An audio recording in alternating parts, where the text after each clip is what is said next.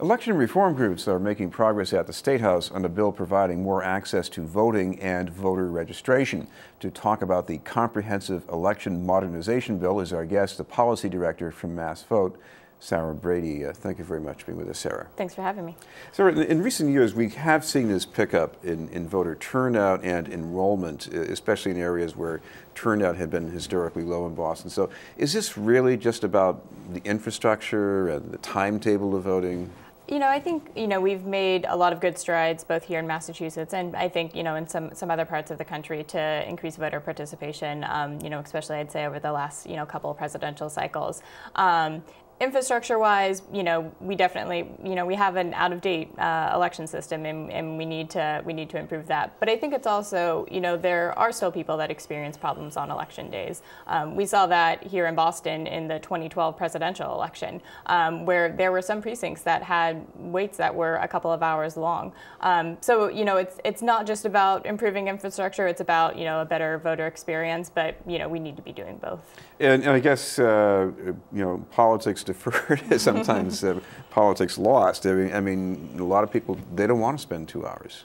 Yeah, most people don't have 2 hours in their day to be waiting in line, to go and vote. People are busy. People, are working one job, two jobs, are taking, their kids, to and from school. The lives that we, lead in the present day are jam-packed. And, what a lot of other states, 32 states, in fact, actually have some form of early voting. We're becoming one of the few that doesn't offer that. And what early voting does is allow voters to be able to cast their ballot, in person at a location, a polling place location, up to about 2 weeks before the election is what we're looking at here in Massachusetts, and just gives people the option to go and vote on a different day if they're thinking that Tuesday is going to be pretty busy on their schedule. Well, I can see how that's convenient for the voters, but it also sounds as if it could mean having to pay more people to be there. Yeah, so, cost is certainly a concern, and that's, definitely something that's, trying to be addressed in the legislation that's being considered right now. The kind of number of polling locations might be a little bit different for an early voting period versus a kind of a full-blown election day experience. Some people might be able to go vote just at their city halls, and in places like Boston, you would see more, multiple polling locations so that it's convenient for different voters. But, this is, a place where for kind of the additional hours outside the normal business, the state would need to take a role in providing funding to make that happen. Of course, this bill also includes a change in what people are required to do to get registered to vote. Yeah, so and for a couple of the voter registration reforms that are included in this bill include pieces like online voter registration, a piece that 19 states have now has really been kind of sweeping the country in terms of these election modernization pieces. This one because every voter wants it pretty much. I mean, you think of how many things we do online these days, and the fact that, registering to vote isn't one of them, or updating your voter registration is not one of those options. But it's also a huge cost saver. There's an initial kind of setup charge for the state, but beyond that, states have recouped the money that they've put into this within one election cycle. So big cost savings, better voting rolls, information is more up to date, and really allows voters to make sure that their registration stays on track. What about same-day Election Day registration? Yep. So that piece was actually included in the Senate legislation that passed in January. And we at MassVOTE and a lot of the other members of our coalition are big fans of Election Day registration because it is, by far the most proven, the most, kind of successful piece of voter registration reform to increase voter participation, particularly among communities of color and among lower income voters, which are some of the voters that MassVOTE specifically focuses on increasing participation. Now, I know it's going to be easier to register, but I wonder if it might also be easier to have fraudulent registration? If you're doing something online, people can't see you. How do you check to see if someone's a U.S. citizen, things like that? Yeah, so one of the benefits actually of like the online voter registration in particular is it actually is looking at other state databases to verify your identity. So if you have information on file with the Registry of Motor Vehicles, that's what it's actually going to use to verify and to connect your signature with your voter registration application. So I think kind of counter the fraud, it actually adds kind of an instant layer of security there. And again, with online registration and election day registration, a number of states have had these reforms in place for years, decades in some cases, and have not found any increase in voter fraud. And really, what they've seen is an increase in voter registration numbers and also participation numbers. What about the experience in other states? Has this been going off pretty much without much of a hitch?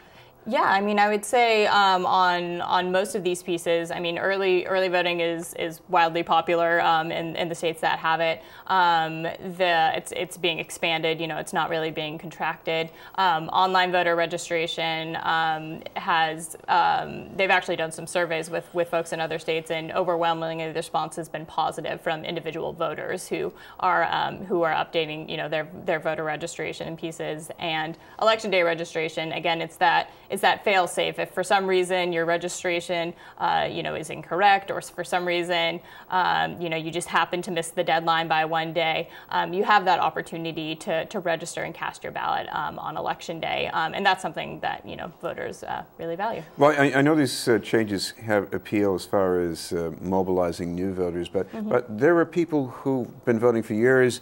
They move, and when they're at this new location, they realize, I guess maybe when it's too late, oh, I was supposed to have registered at this new address and I didn't do that. Yeah, and some people maybe think their registration is updated when it's not. Another piece of legislation that was included in the Senate package is called permanent registration, or portable or sticky registration. It's got a lot of names, but basically what it does is if you change your address with the Registry of Motor Vehicles or with the United States Post Office, you'd be able to update your voter registration automatically.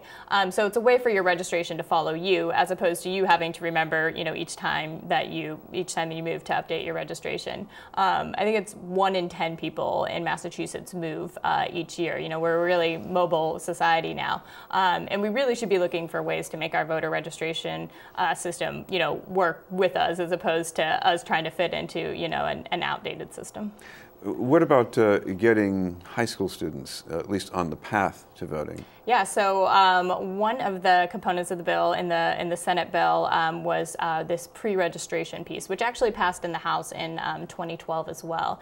And what pre-registration does is allows 16 and 17-year-olds to be able to pre-register to vote. Doesn't change the voting age, but gets them, like you're saying, on the path to voting. When you look at other states that have pre-registration, which I believe there are about 14 now, they actually have seen greater voter participation numbers amongst those who pre-register versus those who register when they turn 18. So it's a good way, for pre-registration to be able to take place in the classrooms, at youth groups. When they go to get their driver's license, the RMV, they'd be able to pre-register to vote. So it gets them, set up to, be a regular voter for the rest of their lives. Do you think this is something people at that age want? I know some of them do at that age, but for the most part, do you think that's the case? I think, so at MassVOTE, we actually have a Young Civic Leaders program, which is a high school youth program that does workshops with other youth groups talking about ways to be civically engaged and ways to participate in politics. And I think a lot of young people, kind of don't see how they can participate, or maybe don't want to participate. But I think the benefit of pre-registration is a lot of time they're having these conversations and they say, you can go up and talk to your state legislator, you can go and talk to your city councilor.